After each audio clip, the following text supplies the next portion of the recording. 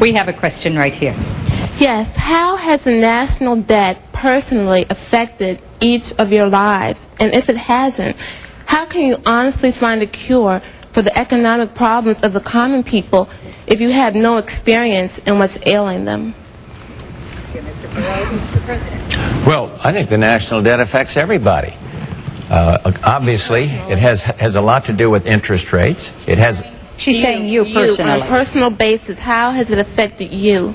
Has it affected you personally? Well, I'm sure it has. I love my grandchildren. I want to think that think that they're going to be able to afford an education. I think that that's an important part of being a parent. Maybe I won't get it wrong. Are you suggesting that if somebody has means, that the national debt doesn't affect them? What I'm saying I'm not sure I get it. Help me with the question, and I'll try to answer it. I've had friends that have been laid off from jobs. Yeah. I know people who cannot afford to pay the mortgage on their homes, their car payment. I have personal problems with the national debt.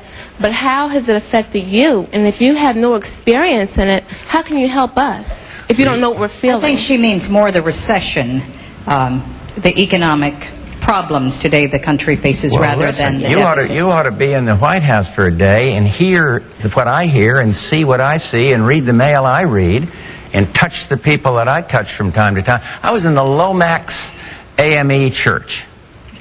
It's a black church just outside of Washington, D.C.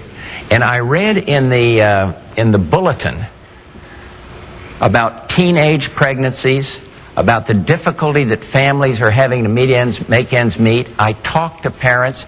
I mean, you got to care. Everybody cares if people aren't doing well. But I don't think it's fair to say you haven't had cancer, therefore you don't know what it's like. I don't think it's fair to say, whatever it is, if you haven't been hit by it personally, but everybody's affected by the debt.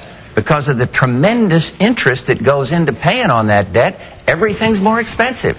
Everything comes out of your pocket and my pocket. So it's that. But I think in terms of the recession, of course you feel it when you're President of the United States. And that's why I'm trying to do something about it by stimulating the export, investing more, better education systems.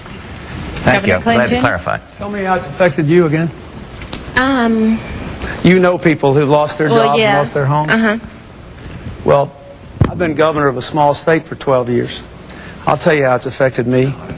Every year, Congress and the President sign laws that make us do more things and gives us less money to do it with. I see people in my state, middle-class people, their taxes have gone up in Washington and their services have gone down, while the wealthy have gotten tax cuts. I have seen what's happened in this last 4 years. In my state, when people lose their jobs, there's a good chance I'll know them by their names. When a factory closes, I know the people who ran it. When the businesses go bankrupt, I know them. And I've been out here for 13 months, meeting in meetings just like this, ever since October, with people like you all over America.